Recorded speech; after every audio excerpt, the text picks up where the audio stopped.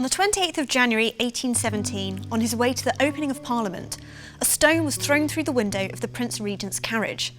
To Lord Liverpool, this was evidence of an attempt on the Prince's life and sufficient cause to suspend habeas corpus and renew the crackdown on radical groups. One such group was the Spenceans, who called for the common ownership of the land and an end to landlords. This was a call that fell upon receptive ears in post-Napoleonic War Britain, suffering from an economic slump, poor harvests, and struggling to reabsorb thousands of demobilised soldiers into society and the workforce.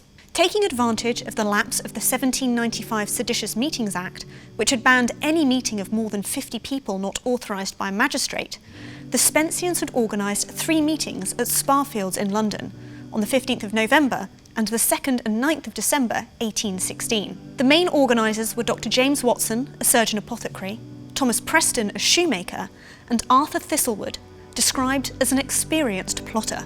They invited some of the most prominent speakers of the day, including the famous orator Henry Hunt. Hunt was an advocate of the reform of Parliament, universal male suffrage, and voting by secret ballot.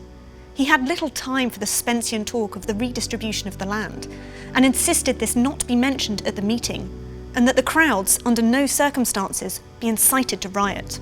The first meeting on the 15th of November passed without incident, and was attended by some 10,000 people. It ended with the signing of a petition in support of parliamentary reform.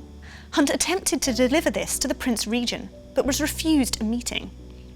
The Prince Regent's refusal to receive the petition played into the hands of the radical Spenceans, who believed the army was on the brink of mutiny and the London crowd poised for an uprising. At the second meeting on the 2nd of December, things did not pass so peaceably. Henry Hunt was once again a main speaker, but before he had begun, James Watson's drunken son declared to the crowd, "If they will not give us what we want, shall we not take it?" A small group then followed Watson Jr. to Clerkenwell, where they proceeded to raid a gunsmith's shop.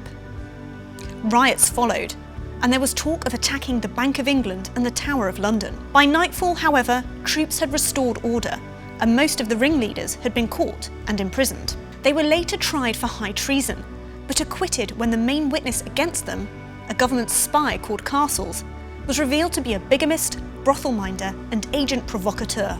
While the third meeting also passed peacefully, the riots which had accompanied the second added to the government's convictions that revolutionary conspiracies were afoot. While these fears were greatly exaggerated and exploited to suppress even moderate calls for reform, in the case of Thistlewood, they were more justified. 4 years later, he became involved in a plan to assassinate Liverpool's entire cabinet, an episode that would become known as the Cato Street Conspiracy.